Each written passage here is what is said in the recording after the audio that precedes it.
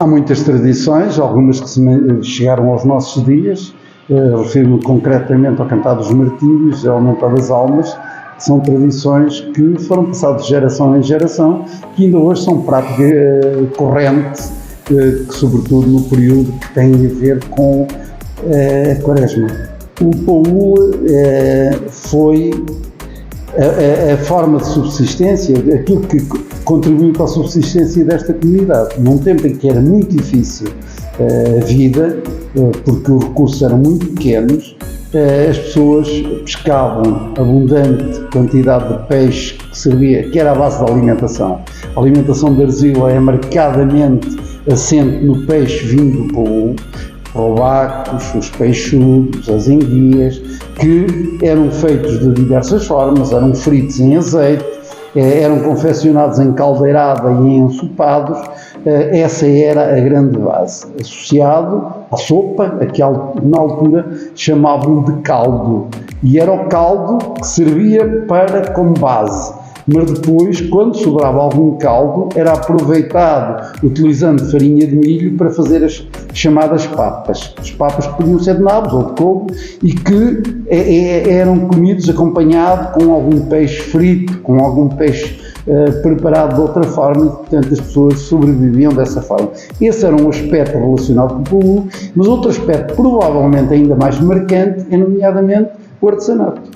O artesanato tinha a ver com a exploração daquilo que era a flora do Paú, nomeadamente o bunho e o junção. Bunho e o junção que era cortado por esta altura, por cerca de mês de julho, agosto, era todo o Paú, e o Paú é uma extensão bastante elevada, portanto, cerca de 400 metros, 300, 400 metros de largura, por quase 3 km de comprimento.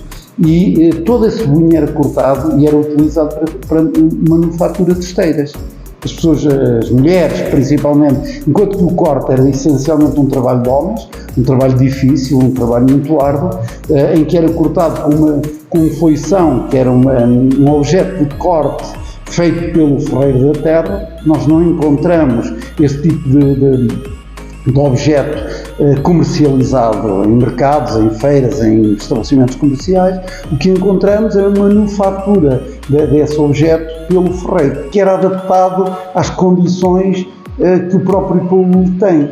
É uma zona alagadiça, é uma zona onde a água persiste durante grande parte do ano e, por vezes, o corte era feito com os homens com água até à cintura. E, portanto, compreendemos a dificuldade que era esse tipo de trabalho.